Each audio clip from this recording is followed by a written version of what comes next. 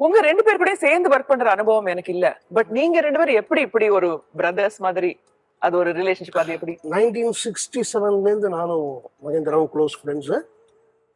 அவங்க யூஏ ட்ரூப்பில் நான் வந்து ஆக்ட் பண்ணேன்னு சொல்றதை விட நான் இருந்தேன். ஓகே, அந்த 67 to 2012 இது வரைக்கும் என்னுடைய இன்பம் துன்பம் சுகம் துக்கம் லாபம் நஷ்டம் எல்லாத்துலயும் மகேந்திரா கூட இருப்பான். ஆனா அந்த இன்பத்தெல்லாம் இப்போ சொல்ல வேணாம்னு நினைக்கிறேன். ஏன்னா அவனும் பேரம்பேத்தி எடுத்துட்டான், நானும் பேரம்பேத்தி எடுத்தாச்சு. ஓகே, அதுக்கு தானே இப்படி ஆட்டோகிராஃப்னு ஒரு நிகழ்ச்சி வச்சு இது அவனுடைய ஆட்டோகிராஃப். எங்க வீட்டுல போய் நானும் ஆட்டோகிராஃப் எழுதணும்ல, ப்ராப்ளம் வந்துட போறதுன்னு பாக்குறேன். ஓகே, அவங்க 2 பேருமே இப்ப காஃபி போடுறதுக்கு அனுப்பிச்சிட்டேன் நானு, பிரேக் காஃபி பிரேக்ல. சோ அதனால என்னை பொறுத்த வரைக்கும் மகேந்திரா எனக்கு ஒரு சோர்ஸ் ஆஃப் இன்ஸ்பிரேஷன். அது ஏன் இன்ஸ்பிரேஷன் நான் சொல்லணும்னு ஆசைப்படுறேன்னா, டைரக்ட்னு ஒண்ணு இருக்கு, இன்டைரக்ட்னு ஒண்ணு இருக்கு. அவன் இன்டைரக்டா எனக்கு ஒரு இன்ஸ்பிரேஷனா இருந்திருக்கான். காரணம், அவன் இப்போ வந்து எக்மோர்ல இருந்தான், நான் வந்து நுங்கம்பாக்கத்துல மேத்தா நகர்ல இருந்தேன். அவன் பக்கத்து வீடு மிஸ் அருள், அவர் வந்து ஐஜியா இருந்தாரு. ஐஜி அவரை பார்த்து குட் மார்னிங் அங்கிள்னு சொல்லுவான். எனக்கு ஒரு டிராபிக் கான்ஸ்டபிள் கூட தெரியாது எனக்கு. அடுத்தது டிராமால இவனுக்கு பெரிய ரோல், எனக்கு சத்தியமா சொல்றேன்னு சொல்லுங்கிற ஒரே லைன் இருக்கிற ஒரு ரோல். கண்ணன் வந்தான் டிராமா. அதுதான் பிற்காலத்துல கௌரவமா சிவாஜி கணேசன் சார் நடிச்சு வந்தது. அதுக்கப்புறம் அவனுக்கு மியூசிக் வாசிக்க தெரியும், தவேலா வாசிப்பான், ஹார்மோனியம் வாசிப்பான், என்னெல்லாமோ வாசிப்பான். அது எதுவுமே எனக்கு சுத்தமா வராது. அண்டு இந்த வீட்டுக்கு வர பெண்கள்லாம் அந்த காலத்துல வயசு பெண்கள்னு சொல்றவங்க மகேந்திர மகேன் அப்படின்னு நுண்ணுவாக்கில் பேசுவாங்க. கொஞ்சம் வைத்தியம் எனக்கு, என்னடா யாருமே நம்மளை பத்தி திரும்பி பார்க்கலையே, எல்லாரும் இவனை பாக்குறாங்க. இவன் மௌலி. அப்ப மௌலி அந்த யூனிட்ல இருந்த பீரியடு. என்னை பொறுத்த வரைக்கும் அவங்க வீட்டுல சமயக்கார மாமி ஊத்தி பின்னாடி இருந்தா. அவங்கதான் ஒரு புருஷன் எப்படி கைவிட்டு போனார், பிள்ளைங்களை வச்சு எப்படி கஷ்டப்படுறா, இதுதான் சுகக்கதை. இவர்கிட்ட வந்ததெல்லாம் சுகக்கதை.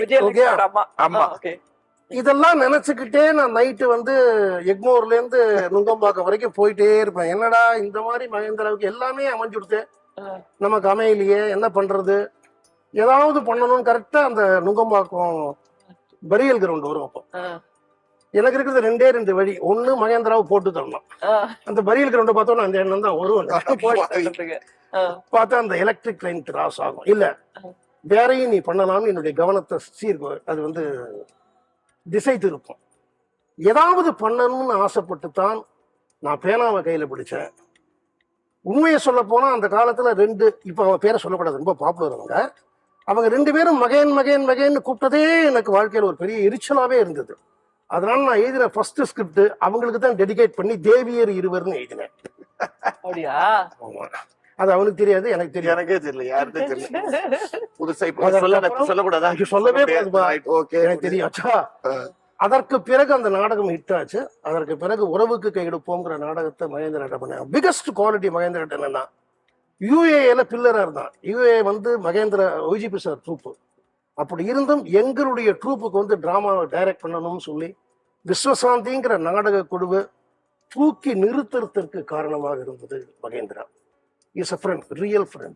So we have been through thick and thin. நிஜமாவே நானு, இவரு, மிஸ்டர் மௌலி, நாங்க 3 பேர். அதாவது வந்து அப்கோர்ஸ் ஃப்ரெண்ட்ஸ் நிறைய பேர் இருக்காங்க. கோட் பண்றதுக்கு பாப்புலர்னாக்க நாங்க 3 பேரும் பாப்புலரா இருக்கோம். நிஜமாவே இன்ப துன்பங்கள், அந்த துன்பங்கள் நிறைய நாங்க சேர்ந்து பகிர்ந்துட்டு இருக்கோம். We have shared a lot. So அதனாலதான் எனக்கு அவன் சொன்ன மாதிரி இது ஆல்வேஸ் இன் மை ஹார்ட். அதே மாதிரி நான் எங்க இருக்கேங்கிறது எனக்கு தெரியும். நாங்க டெய்லி மீட் பண்ணிக்கணுங்கிற அவசியமே கிடையாது. எங்க ரொம்ப நாளாச்சு மீட் பண்ணி கூட. ஆனா நான் புது நாடகம் போட்டா வந்து பார்த்துட்டு அது கிரிட்டிக்கலா ஒரு அனாலிசிஸ் கொடுத்துட்டு பாராட்டுறது, பெருசா பாராட்டிட்டு you will always do that.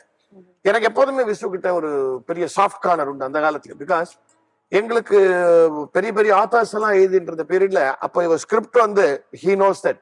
முதல்ல உறவு கையெடுப்போம் எழுதி கொண்ட உடனே நிறைய பேர் இது என்ன ஸ்கிரிப்ட்னே கேட்டாங்க, சிரிச்சாங்க. இது என்ன ஒரு ஃபேமிலி ஸ்கிரிப்ட், என்ன அந்த காலத்து டைப்பா இருக்குன்னு சொன்னாங்க. பட் நான் எனக்கு என்னமோ ஒரு தடவை பஸ்ல போச்சேன்னு ஞாபகம். வெளியூருக்கு எங்க யூஏ டிராமாக்கு நாங்க பஸ்ல போச்சேன். அந்த பஸ்ல அந்த சத்தத்துல இறைச்சல்ல படிச்சு காமிச்சேன் அந்த script. It was extraordinary. So எனக்கு அப்ப என்ன ஒரு ஆசைன்னா, எங்க ட்ரூப்ல நான் அப்போ வந்து சீனியர் டைரக்டர் இருந்தார், எங்க அப்பா டைரக்டர், ஏஆர்எஸ் எல்லாம் டைரக்ட் பண்ணுவார். எனக்கு இண்டிவிஜுவலா டைரக்ட் பண்ணுங்கிற ஒரு ஆசை வந்தது. சோ அதுக்கு ஒரு வாய்ப்பு கொடுத்தது அந்த உறவு கை கொடுப்போம் ஸ்கிரிப்ட் தான். சோ ஒரு ரைட்டர் உருவானார், ஒரு டைரக்டர் உருவானார். அதுதான் பிற்காலத்துல சம்சாரம் மின்சாரமா வந்ததுமா. ஓகே. அது ஒரு பெரிய விஷயம். அந்த பிளே வந்து it is super class hit. அதுல நானே ஒரு சீன்ல தோன்றி ஒரு எல்லாம் பண்ணுவேன். ஒரு as a director, நானும் Visu as an author, we will appear on stage and ask questions of the characters intervalல. இதுல இருந்து உங்க லைஃப் எப்படி போக போறது சொல்லுங்கன்னு அவங்க பதில் சொல்ல, எனக்கு என்ன தெரியும் அந்த ஆள் என்ன எழுதிருக்காரு அதுதானே வரும். இப்படி எல்லாம் நாங்க பண்ணிருக்கோம் ஒரு சீன். அப்பவே அதெல்லாம் பண்ணிருக்கோம். அது நிறைய இன்ட்ரெஸ்டிங் இன்சிடென்ட்ஸ் இல்ல உறவுக்கு எடுப்போம்ல. அது ஒரு சின்ன இன்ட்ரெஸ்டிங் இன்சிடென்ட். அப்போ வந்து நான் வந்து ஒரு பெரிய நடிகர் ஆகணும்லாம் ஆசைப்படுறேன். ஒரு ரைட்டராக தான் இருக்கணும். ஐ மீன் மை மிஸ் பாலச்சந்தர் தான் எனக்கு ஒரு ரோல் மாடலாக வச்சிருந்தேன். அவரை மாதிரி உள்ள பிகைண்ட் த கர்டன் நிறைய பண்ணணும்னு ஆசைப்பட்டேன். ஸோ நடிக்கிறது ஸ்டேஜில் வருது எதுவுமே எனக்கு பிடிக்காது, அவ்வளோ பிடிக்காது. பிடிக்காது. ஒரு டிராமால ஒரு பர்டிகுலர் லேடி ஆர்டிஸ்டுக்கு விஷயம் சரியா கன்வே ஆகாதனால வரல. இதே உறவு சம்சமா இதே உறவுக்கு கைடுப்போம் தான். கிட்டத்தட்ட மணி வந்து 6:15 6:20 கூட ஆயிடுச்சு. என்ன பண்றதுன்னு எங்களுக்கு ஒன்றும் தெரியல. மகேந்திரா வந்து கேட்கறா என்னடா பண்றது, லேடி ஆர்டிஸ்ட் வரல. தென் இசட் விசு நீ அந்த ரோல் ஆகி பண்ண அப்படின்னா எந்த விதமான லேடிஸ்க்குள்ள ஐட்டமே எங்கிட்ட கிடையாது. இசட் you don't worry, we will explain the audience. அதான் டிராமா ஆடியன்ஸ் மிகப்பெரிய அட்வான்டேஜ். சொன்னா புரிஞ்சுப்பாங்க. அப்போ அவங்க சொன்னது மாதிரி வந்து இந்த எங்களுக்கு லேடி பர்டிகுலர் லேடி ஆர்டிஸ்ட் வரல. ஏன் வரலன்னு எங்களுக்கு காரணம் தெரியல. The writer Mr. Visu is going to do that role. விசுங்கிறது கொஞ்சம் ஒரு ஹிடன் கேரக்டர் இல்லையா அது வரைக்கும். அங்க they were very happy விசுவை பார்க்க போறோம்னு. ஆனா ஒரே ஒரு விஷயம், பேண்ட் சட்டையோட தான் ஆக்ட் பண்ணுவார். பொம்பளை ரோல் ஆக்ட் பண்ணுவாரு. பொம்பளையா ஆக்ட் பண்ணுவார். ஆனா பேண்ட் சட்டையோட ஆக்ட் பண்ணுவாரு அப்படின்றாரு. துப்பட்டா கூட இல்ல, ஒண்ணும் கிடையாது, ஒண்ணுமே கிடையாது. கையில ஸ்கிரிப்டும் உண்டு. ஸ்கிரிப்ட் வச்சுட்டு இருக்கேன். ஸ்கிரிப்ட் இதே குரல் அதே தான். அதான் யார் ஆடியன்ஸ் என்ன சொல்றோம், நீங்க அந்த விசுங்கிறது ஆம்பளைங்கிறத மறந்துருக்கும். அது ஒரு பொம்பளை கேரக்டர். ஸோ நான் வந்து ஃபர்ஸ்ட் என்னுடைய தம்பி தான் வந்து வீட்டுக்கு மாப்பிள்ளையா வரான். அவனை வந்து பொண்ணு பாக்குற சீன் நான் என்ன பார்க்க வரான். ஸோ நான் அவனை இன்னும் கரெக்டா ஆடியன்ஸுக்கு புரியணும்னா, படத்துல நீங்க பாத்தீங்கன்னா இளவரசி அந்த இளவரசி ரோல் இல்ல. ஆமா இல்ல, அவ பண்ணினது மாதுரி ரோல் தான் பண்ணான். ஓஹோ, அப்ப டிராமால கொஞ்சம் மாத்தி வச்சிருந்தோம். ஆமா. ஸோ நான் வந்து என் தம்பிக்கு நமஸ்காரம் பண்ணணும் ஒரு பெண்ணாக. என் தம்பிகிட்ட கேக்குறாங்க பிடிச்சிருக்கா பொண்ணுன்னு. கொஞ்சம் ஆம்பளை ஜாடை இருக்கு, இருந்தாலும் பரவாயில்ல அட்ஜஸ்ட் பண்ணிக்கிறேங்கிறான். கோபம் வருது. படார்னு மகேந்திரா உள்ள வந்து Mahendra is no business to enter into that scene. உள்ள வந்துட்டு என்ன சார் ஆம்பளை ஜாடை பிடிக்கலையா, ஏன் பிடிக்காத ஒருத்தனை வந்து தலையில கட்ட ட்ரை பண்றீங்க, என்னப்பா சொல்றேன், இது பாருமா உனக்கு இனிமே ஜென்மத்தை கல்யாணம் கிடையாது, இந்த வீட்டுல இனிமே நீ வரவே கூடாது, வெளியில போ, இவ தங்கையை உனக்கு காட்டுறேன் அப்படின்னு டக்குனு ஒரிஜினல் ஆர்டிஸ்ட் கூட வந்துட்டாங்க. அவளை கொண்டு வந்து மத்தி மேனேஜ் பண்ணாங்க. Extraordinary brilliant to the core. So உங்களுக்கு தெரியாது அவங்க சிஸ்டம் வந்துட்டாங்க தெரியாது. எனக்கு சீன்ல வேற இருக்கேன், இருக்கிற பதட்டத்துல டயலாக் கரெக்டா வரும். இவ்வளவு டென்ஷன்ல இருக்கிறது திடீர்னு மகேந்திரா வந்தது எனக்கு ஆச்சரியமா இருந்தது. ஆடியன்ஸ் அப்படி ஒரு அப்ளாட் பண்ணாங்க பரிசு அந்த ஒரு சமயோஜித புத்திக்காக. It's really great. அண்ட் இந்த யூஏ டிராமா அப்போ நடக்கும் பொழுதுமா மகேந்திரா ஒரு great asset for UA. Mahendra, ARS, YGP, mister Mouli, நான் மிஸ்டர் வியட்நாம் சுந்தரம் கூட நான் வெளியில பார்த்தேன். அவர் எழுதிருந்தாலும் ரியல் டேஸ் அதெல்லாம் தான் எங்களுக்கு ஃபவுண்டேஷன் ஸ்டோன் அமைஞ்சது. நீங்க இவரு மௌலி 3 பேரும் சேர்ந்து அந்த இடத்துல எப்படி இருக்கும்? ரொம்ப கலாட்டாவா இருக்குமா? யூத் கேட்கணுமா என்ன வேணா பண்ணிட்டு இருக்கோம். அதுவும் நாங்க ஃபர்ஸ்ட் நாங்கெல்லாம் பாம்பே போனதே எங்க அப்பா ட்ரூப்போட தான். அந்த பாம்பே ரகலை மறக்க முடியாத ரகலை. அதாவது டிராமான்னு போனது சும்மா அங்க ஊரை சுத்தி பார்த்து அங்க போய் கலாட்டா பண்ணி, அதாவது அந்த ஸ்டேஜுக்குள்ள உள்ள நுழையிறதாமா நாங்க ஸ்டேஜ் ஆர்டிஸ்ட். ஸ்டேஜுக்குள்ள உள்ள நுழையிற வரைக்கும் நாங்க ஃபேமிலி தான். இட் வாஸ் லைக் ஃபேமிலி தான். அண்ட் செகண்ட் திங், ஓஜிபி மாதிரி ஒருத்தர் வந்து லைஃப்ல கிடைக்கவே மாட்டாங்க. ஒரு ட்ரூப் லீடர், அவரை வந்து யார் வேணா எப்போ வேணா அப்ரோச் பண்ணுவோம், என்ன வேணா கேட்டுக்கலாம். அண்ட் எல்லாம் என்னுடைய ஃபாதர்லாம் இறக்குற பொழுது நான் வந்து சீரியஸா இருக்காரு. நான் ஃபோன் பண்ணிட்டு போனா செல்லு கிடையாது. ஃபோன் பண்ணிட்டு நான் வீட்டுக்கு வரதுக்குள்ள ஓஜிபி அங்க வந்தார், ஹாஸ்பிட்டலுக்கு போய் இருந்தார். அவர் வந்து is my godfather, was my godfather. அந்த ஃபேமிலி அப்படிதான். நீங்க சொன்னீங்க சேர்ந்தா அந்த இடமே ரகலை தான் யூத் அப்படின்னு. பட் யூத்ங்கிறது வந்து அப்படி மாறி மாறி வாழ்க்கையில நிறைய விஷயங்கள் வரும். சில விஷயங்களை நம்ம வந்து எதிர்பார்க்க மாட்டோம், எதிர்பாராத. அந்த மாதிரி சிச்சுவேஷன்ல எப்படி ஷேரிங் இருந்தது? அதாம்மா ஒரு சின்ன ப்ராப்ளம் என்னன்னாக்கா, என்னுடைய ட்ராஜடி என்னால இங்க ஷேர் பண்ணிக்க முடியல. இருந்தது ஒரு மிகப்பெரிய ட்ராஜடி என் லைஃப்ல இருந்தது.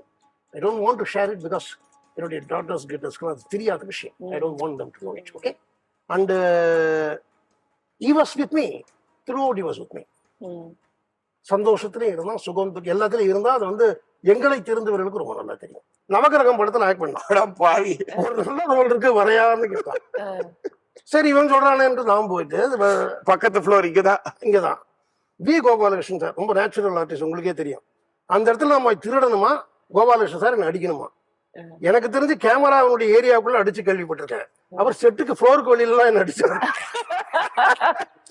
அன்னைக்கு நினைச்ச இந்த சினிமா வீட்டுக்குள்ள நான் வரவே கூடாதுன்னு. ஏண்டா மகேந்திரா உனக்கு என்னடா பாவம் பண்ண இப்படி அடிக்கிறாருடா அப்படின்னு சொன்னேன். சத்தியமா எனக்கு நானே ஆடி போயிட்டேன். அவர் கோபி கொஞ்சம் ஸ்டேஜ்ல அப்படிதான் எதுவும் நிஜமாவே பண்ணிடுவாரு. பாலச்சந்தர் சார்லாம் கத்துன்னு கத்திவிட்டார். அறிவு இருக்கு அவனுக்கு. நான் கட் சொல்றேன், நீ விட்டாம வச்சிருக்கீங்க. என்னடா வாட் இஸ் நான் சென்ஸ். ஐயோ பாவம். அப்புறம் நான் வந்து ஐ ஃபெல்ட் சோ கில்ட்டி. சரி நம்ம ஃப்ரெண்டு கூட ஒரு சீன்ல பண்ணணும்னு சொல்லணும்னு கூப்பிட்டுட்டு என்னடா அக்கிரமாயி போச்சுன்னு. பட் ஐ திங்க் ஏவிஎம்ல வாங்கின அந்த அடி வந்து பாருங்க எத்தனை பேர் எங்க வந்துட்டா பாருங்க. ஸ்ட்ராங்கஸ்ட் பாலச்சந்தர் படத்துல வாங்கிருக்கீங்க அடி, அதனாலதான் அவர் உங்களுக்கு டைரக்டாவே ஆக்கினாரு. பாலச்சந்தர் நான் இன்ட்ரோடியூஸே பண்ணலாமா, அடிச்சு வெளியில அமிச்சாங்க. பாலச்சந்தர் அங்க இருந்தா நான் இங்க அடி வாங்கினதோட அவரே பயந்துட்டார் பரிதாபத்துல. அவர் அமிச்சிருங்க சாப்பா, அவரு பாவம் ஏதோ ஒத்தனம் கொடுத்து அமிச்சிருங்க பாட்டு. அதுக்கப்புறம் கவிதாலயால எத்தனை படங்கள் எத்தனை படம். பண்ணிருக்கீங்க. Really wonderful. Thank you so much. Thank you. My pleasure.